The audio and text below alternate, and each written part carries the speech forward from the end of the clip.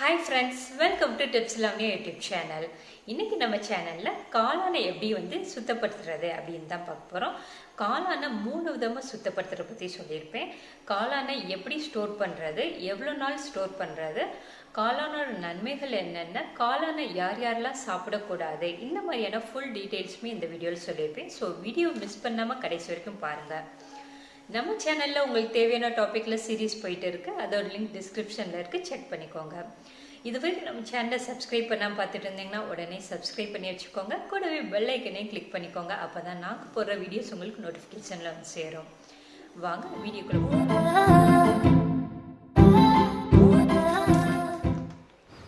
நான் 200 கிராம் காளான் வாங்கியிருக்கேன். காளான் நீங்கள் எப்போ வாங்கினாலும் பேக்கெட்டில் எக்ஸ்பைரி டேட் இருக்கும். அந்த டேட்டை செக் பண்ணி பார்த்து வாங்கிக்கோங்க. ஃப்ரெஷ்ஷான காளானா எப்படி பார்த்து வாங்குறது அப்படின்னு பார்க்கலாம். நான் பட்டன் மஷ்ரூம் வாங்கியிருக்கேன். மஷ்ரூமில் பார்த்திங்கன்னா கீழே கம்பு மாதிரி இருக்குது, மேலே கொடை மாதிரி இருக்குது. அந்த ரெண்டுமே ஜாயின் ஆகிருக்கணும், சேர்ந்து இருக்கணும். எந்த ஒரு விரிசலும் இல்லாமல் சேர்ந்து இருந்துச்சுன்னா அது ஃப்ரெஷ்ஷான மஷ்ரூம்னு. அந்த கம்பு அந்த மேலே இருக்கக்கூடிய கொடைப்பாட்டுக்கு இடையில விரிசல் பார்த்திங்கன்னா கேப் இருக்கும், நிறைய கேப் இருக்கும். அந்த மாதிரி இருந்துச்சுன்னா அது பழைய காளான். அந்த மாதிரியான காளானை வாங்காதீங்க. ஸோ காளான் வாங்குறப்போ இந்த மாதிரி ஒட்டி இருக்கதா பார்த்து வாங்கிக்கோங்க. நல்லா ஃப்ரெஷ்ஷான மஷ்ரூமாக பார்த்து வாங்கிக்கோங்க. அடுத்து காளானை எப்படி க்ளீன் பண்ணுறதுன்னு பார்க்கலாம்.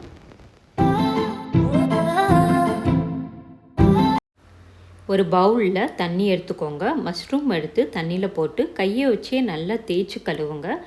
தேய்ச்சி கழுவுறப்ப இதில் இருக்கக்கூடிய தூசி, அழுக்கு எல்லாமே நல்லா சூப்பராக க்ளீன் ஆகி வந்துடும். மஷ்ரூம் எடுத்துடலாம். கீழே இருக்கக்கூடிய காம்பும் மேலே இருக்கக்கூடிய கொடை மாதிரி இருக்க பாட்டும் ஜாயின் ஆகிற இடத்துல பார்த்திங்கன்னா ஒரு ஸ்கின் மாதிரி இருக்கும். அதை பிச்சு எடுத்திங்கன்னா சூப்பராக உரிக்க வரும். அதே மாதிரி எல்லா பக்கமுமே நல்லா பிச்சு உரிச்சிக்கோங்க.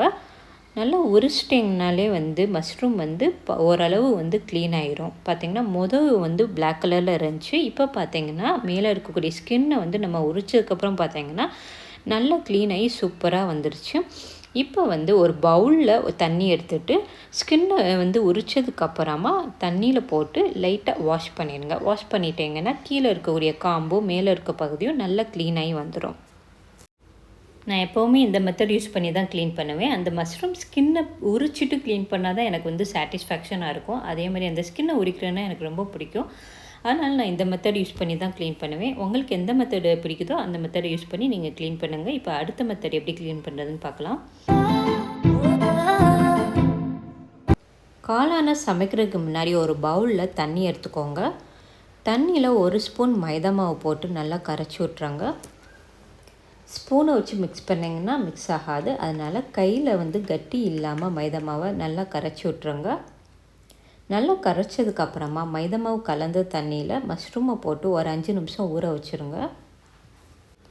காளானை தண்ணியில் ஊற வைக்கிறப்பே பார்த்திங்கன்னா காளானில் இருக்கக்கூடிய அழுக்கு எல்லாமே வந்துடும். 5 நிமிஷம் கழித்து காளானை கையில் லைட்டாக தேய்ச்சி கழுவிட்டிங்கன்னா காளான் சூப்பராக க்ளீன் ஆயிரும்.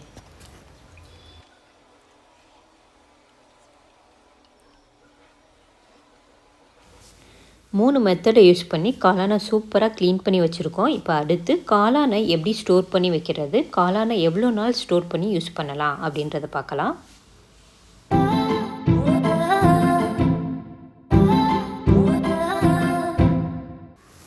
காளானை நல்லா க்ளீன் பண்ணதுக்கப்புறமா காளானில் ஈரம் எதுவும் இல்லாதபடி நல்லா கிச்சன் டவலை வச்சு நல்லா தொடச்சி எடுத்து வச்சுக்கோங்க.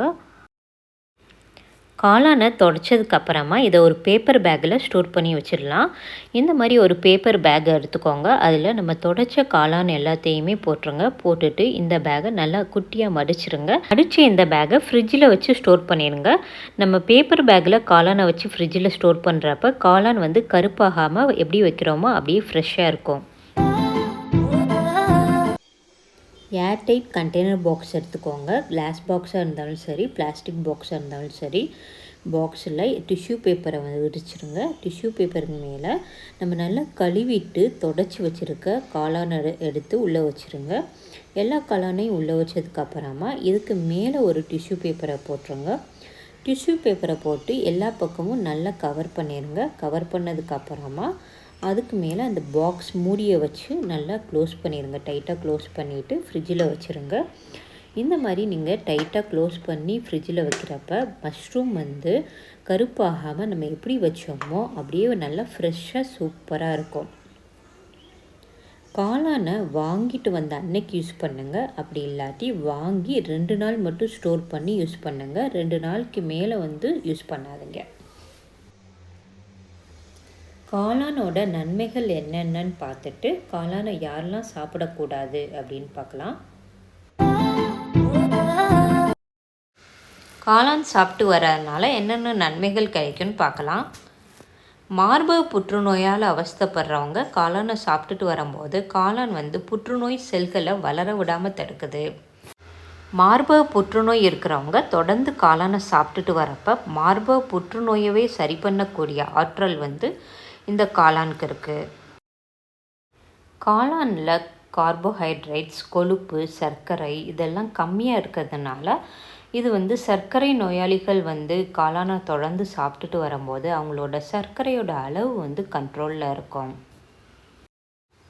காளானில் இருக்க விட்டமின் டி சத்து நம்ம பாடிக்கு ஒரு எனர்ஜியை கொடுத்து நம்மளோட பிளட் ப்ரெஷரை நார்மலாக வச்சுக்கிறதுக்கு ஹெல்ப் பண்ணுது. காளானை தொடர்ந்து சாப்பிட்டுட்டு வரும்போது நம்மளோட எலும்புகள் வளர்கிறதுக்கும் நம்மளோட எலும்புகளை ஸ்ட்ராங்காக வச்சுக்கிறதுக்கும் ஹெல்ப் பண்ணுது. இந்த மாதிரி காளானில் நிறைய நன்மைகள், நிறைய சத்துக்கள் இருக்குது.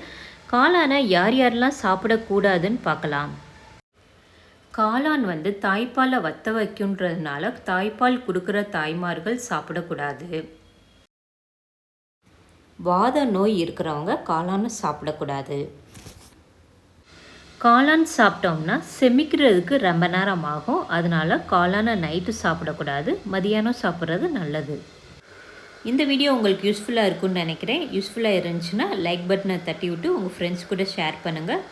தேங்க்ஸ் ஃபார் வாட்சிங்.